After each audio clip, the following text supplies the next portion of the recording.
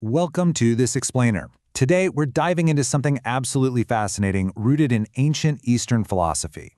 We're exploring a text centered on the concept of Bufathem Kwaru Kalavala Fa, which essentially translates to cultivating Tao, knowing the timing of heaven. You know, in a world that often feels incredibly chaotic and just totally unpredictable right now, these ancient, esoteric, cosmic timelines actually offer a surprisingly grounding structure.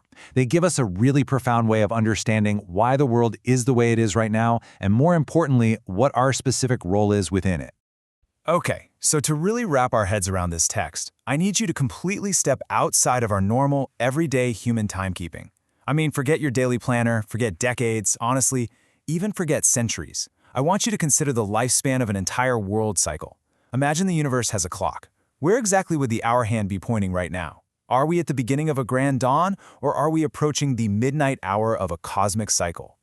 Get this. According to the source material, a single cosmic cycle, or what's called one kalpa, lasts exactly 129,600 years. Yeah, 129,600. It is a completely mind-bending scale. We're talking about an unfathomably vast timeline that dictates the birth, the growth, the decay, and the eventual destruction of our world before the whole cycle just begins entirely anew. Our text explains that the universe operates on this strict mathematical rhythm, governed entirely by divine timing. Let's break this down in Part 1, the cosmic clock and the four seasons. To make sense of this massive 129,600-year cycle, the text introduces a super accessible structural framework. Basically, the cosmic clock operates remarkably like a macro-level year. The entire cycle is divided up into 12 distinct periods, and each of those lasts 10,800 years. These 12 periods map directly onto four grand cosmic seasons. First, you have cosmic spring, which is an era of creation and birth where fresh energy flourishes. Then comes cosmic summer, a period of massive growth and expansion. This is followed by cosmic autumn, a time of decline and withering. And finally, you hit cosmic winter, a period of storage and ultimate destruction right before the whole cycle resets. So the absolutely crucial point here is pinpointing our exact place on this vast timeline. Where are we? Well, according to the text, we are currently living in the cosmic autumn. Think about physical autumn for a second.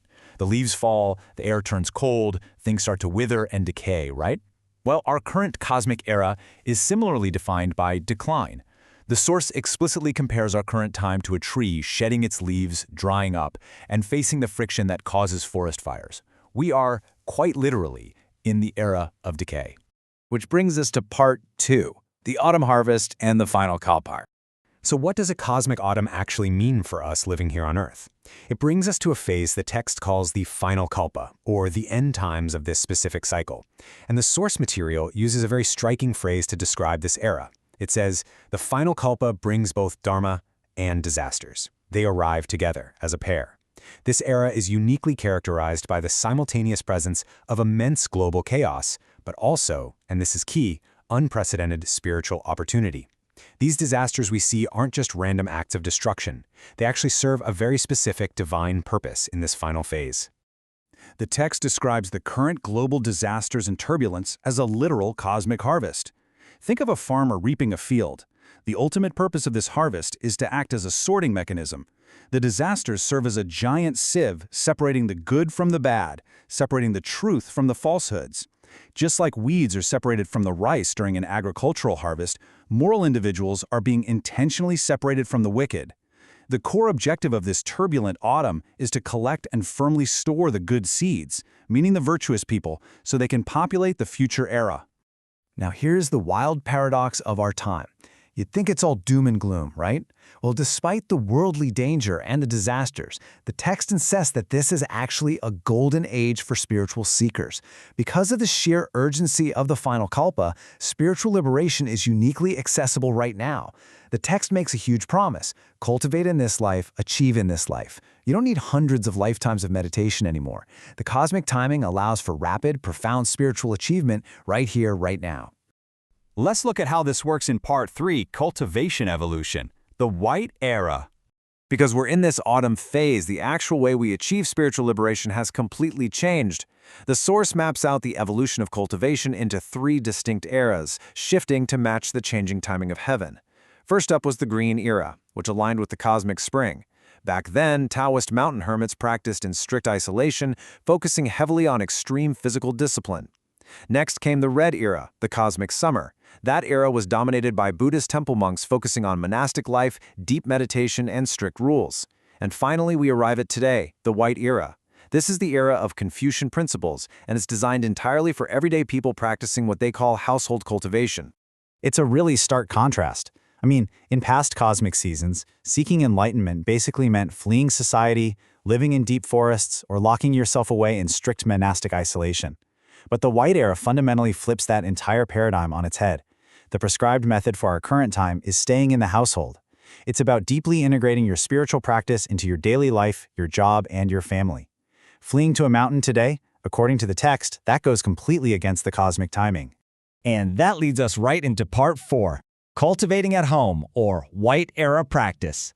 So how do you actually pull this off when you have a mortgage, a busy schedule, and a family to feed? The text uses an incredibly powerful visual symbol here, the lotus flower. The lotus is perfectly pristine, right? Yet its roots are buried deep down in the dark, messy mud. True spiritual purity today isn't achieved by avoiding the mud of worldly life. It's achieved by blooming beautifully right in the middle of the mess, the chaos, and the daily grind of modern existence. The practical rules for this modern cultivation are remarkably straightforward. Basically, you have to live as an ordinary layperson, but practice your daily duties with the inner dedication of a monk. You focus on nurturing the 5 virtues in your everyday interactions: benevolence, righteousness, propriety, wisdom, and sincerity. And you start by cultivating harmony right inside your own family. Because, as they say, if your family isn't harmonious, you can't exactly save the world. Ultimately, your task is to seek bodhi, or enlightenment, directly amidst worldly desires and everyday challenges. We have covered a massive journey today, all the way from a 129,600-year universal clock, all the way down to how you treat your family at the dinner table. The source material presents a super compelling, really urgent view of our reality. The cosmic autumn is blowing its cold wind, and the harvest of humanity is currently underway. Yes, we are living in an era of unparalleled chaos, but we are also in an era of unparalleled spiritual opportunity, right inside our own homes. So the ultimate question the text leaves us with is this: the cosmic harvest is here. Are you ready to bloom in the mud?